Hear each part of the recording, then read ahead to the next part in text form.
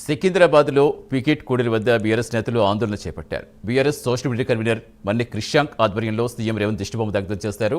BC SC మైనార్టీల declaration అమలు చేస్తామని నమ్మించి కాంగ్రెస్ మోసం చేసిందని మన్ని క్రిషాంక్ ఆరోపించారు. మైనార్టీలు కేవలం ఓటు బ్యాంకు రాజకీయంగా చూస్తున్నారన్నారు. కాంగ్రెస్ మోసాలను ప్రజలు గమనిస్తున్నారని, త్వరలో బుద్ధి చెబుతారని తెలిపారు.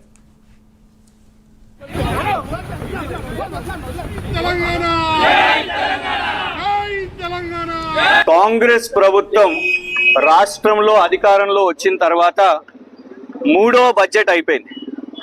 2024, 2025, 2026 మూడు బడ్జెట్లు అయిపోయినాయి. ఇక మిగిలింది వాళ్లకు ఒక 2027 బడ్జెట్, దాని తర్వాత 2028లో ఎలక్షన్ బడ్జెట్. మిగిలింది 2 బడ్జెట్లు మాత్రమే. కానీ వాళ్ళు ఈ 3 బడ్జెట్లలో కూడా ఇవాళ గ్యారంటీల గురించి మాట్లాడతలేరు. మరీ ముఖ్యంగా రాష్ట్ర ప్రజలను, ప్రత్యేకంగా ఎస్సీ ఎస్టీ బీసీ మైనారిటీలను మోసం చేస్తూ ఏదైతే డిక్లరేషన్లు, ఖర్గే గారు వచ్చి చేవెళ్ల డిక్లరేషన్, సిద్ధరామయ్య గారు వచ్చి బీసీ డిక్లరేషన్, ప్రియాంక గాంధీ గారు వచ్చి యువ డిక్లరేషన్, రాహుల్ గాంధీ గారు వచ్చి రైతు డిక్లరేషన్, సల్మాన్ ఖుర్షీద్ గారు వచ్చి మైనారిటీ డిక్లరేషన్, ఇలా డిక్లరేషన్లు పేరు చూపెట్టి హామీలు ఇచ్చి ఇన్ని పొడుగు హామీలు ఇచ్చి ఇది కేవలం ఒక్క డిక్లరేషన్ మాత్రమే. ఇది చేవెళ్ల ఎస్సీ డిక్లరేషన్ ఖర్గే గారు రిలీజ్ చేసింది.